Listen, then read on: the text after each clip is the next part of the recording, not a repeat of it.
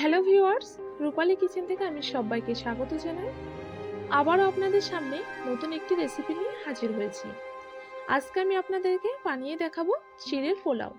খেতে অসাধারণ লাগে আর এই পোলাওটি ঝটপট বানিয়ে নেওয়া যায়। চলুন তাহলে আজকের এই রেসিপিটি শুরু করা যাক। পোলাওটা বানানোর জন্য এখানে আমি 1 প্যাকেট চিড়া নিয়ে নিয়েছি, চিড়া বা পোহা। তো আপনারা চাইলে দোকানে লুজ চিড়াটা ব্যবহার করতে পারেন। এবার আমি এটা এই একটা ছাঁকনির মধ্যে নিয়ে নিচ্ছি। আপনারা চাইলে চিড়ের পরিমাণটা আরও বাড়িয়ে দিতে পারেন। এবার আমি নর্মাল জল দিয়ে এটা ভালো করে ধুয়ে নেব। যেহেতু এখানে আমি প্যাকেট চিড়া ব্যবহার করছি, সেই জন্য আমি এটা 3 থেকে 4 মিনিট এইভাবে ধুয়ে নিতে হবে। আর দোকানের লুজ চিড়াটা ব্যবহার করলে কিন্তু ওটা বেশিক্ষণ ধুয়ে নেওয়া যাবে না, যেহেতু ওটা সঙ্গে সঙ্গে নরম হয়ে যায়। তার জন্য ওটা 1 থেকে 2 বার ধুয়ে নিলে হয়ে যাবে। তো এটা আমি ধোয়ার পর 1 থেকে 2 মিনিট এইভাবে রেখে দিয়েছিলাম জলটা ঝরিয়ে নেওয়ার জন্য। দেখতেই পাচ্ছেন কতটা ঝরঝরা এটা হয়েছে। ঠিক এভাবে কিন্তু এটা ধুয়ে নিতে হবে। এবার আমি এর মধ্যে দিয়ে দিচ্ছি 1 স্পুন হলুদের গুঁড়ো, একই সঙ্গে দিয়ে দিচ্ছি 1 স্পুন চিনি, আর দিয়ে দিচ্ছি 1 স্পুন আদার পেস্ট। এবার এই সব উপকরণগুলো দিয়ে ভালো করে এটা হাত দিয়ে মিক্সড করে নেব।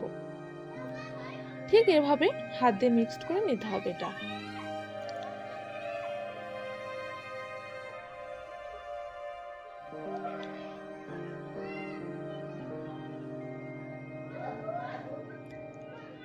এটা আমি 3 থেকে 4 মিনিট ঢাকা দিয়ে রেখে দেব।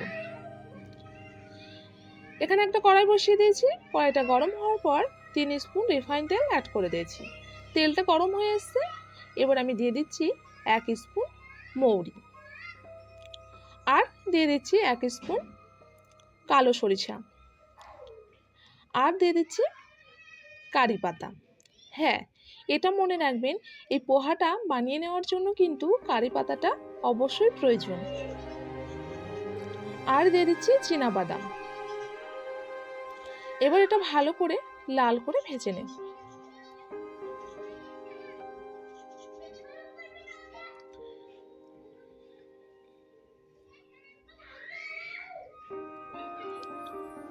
কালারটা চেঞ্জ হয়ে এসছে।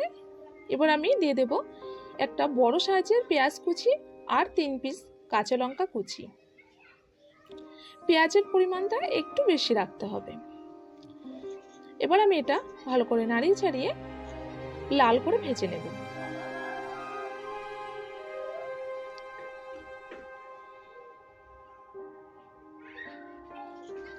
এবার আমি অ্যাড করে দিচ্ছি 1 স্পুন লবণ আর 1 চিমটি হলুদের গুঁড়ো। যেহেতু হলুদের গুঁড়োটা আমি আগেই চিড়ে ওটা মিক্সড করার সময় ব্যবহার করেছিলাম, ওর জন্য বেশি হলুদটা ব্যবহার করা যাবে না, 1 চিমটি দিলেই হবে। আর দিয়ে দিয়েছি 1 স্পুন লঙ্কার গুঁড়ো দিয়ে এটা ভালো করে নাড়িয়ে চাড়িয়ে ভেজে নিয়েছি। এবার দিয়ে দিচ্ছি চিড়াটা।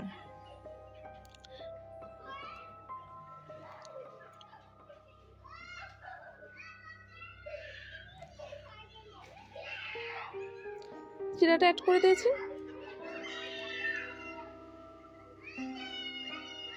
এবার এটা ভালো করে নাড়িয়ে চাড়িয়ে ভেজে নেব। হ্যাঁ, গ্যাসের ফ্লেমটা কিন্তু লো টু মিডিয়াম রেখে এটা ভেজে নিতে হবে, তা না হলে এটা কাঁচা রয়ে যাবে। এভাবে নাড়িয়ে চাড়িয়ে গ্যাসের ফ্লেম লো টু মিডিয়াম রেখে এভাবে ভেজে নেব।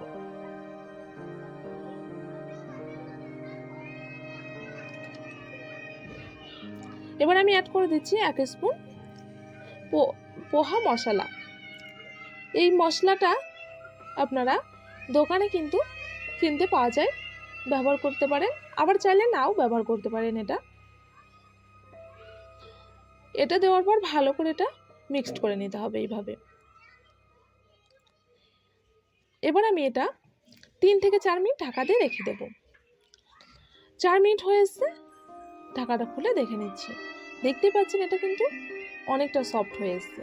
হ্যাঁ, এটা বানিয়ে নেওয়ার জন্য কিন্তু 3 থেকে 4 মিনিট ঢাকা দিয়ে অবশ্যই রেখে দেবেন, এতে করে কিন্তু চিড়াটা সফট হয়ে আসবে। এবার আমি দিয়ে দিচ্ছি উপর থেকে একটু গরম মশলা পাউডার।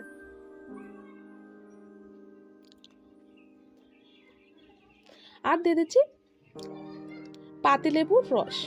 এখানে কিন্তু এই পোহাতে পাতিলেবুর রসটা ব্যবহার করতে হবে। এইভাবে পাতিলেবুর রসটা দিয়ে দিতে হবে।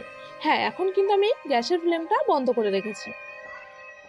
এবার এটা 1 মিনিট এইভাবে নাড়িচাড়ি নিলে এটা রেডি হয়ে যাবে। ঠিক এভাবে নাড়িচাড়ি একটু নিতে হবে।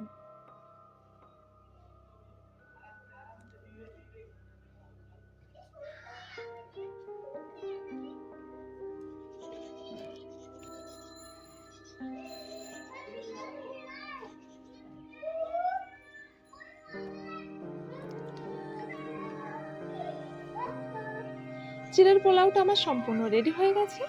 আর এটা দেখতে পাচ্ছেন একটার সঙ্গে একটা কিন্তু মোটে লেগে যায়নি, এটা একদম ঝরঝরা হয়েছে। তো এভাবে বানিয়ে নিলে কিন্তু আপনাদেরও ঠিক এমনই রেজাল্ট আসবে।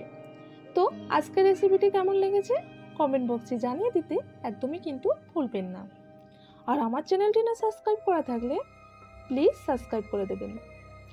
আজকের মতো তাহলে বিদায় নিচ্ছি, দেখা হবে আবার নতুন একটি রেসিপি নিয়ে। ধন্যবাদ।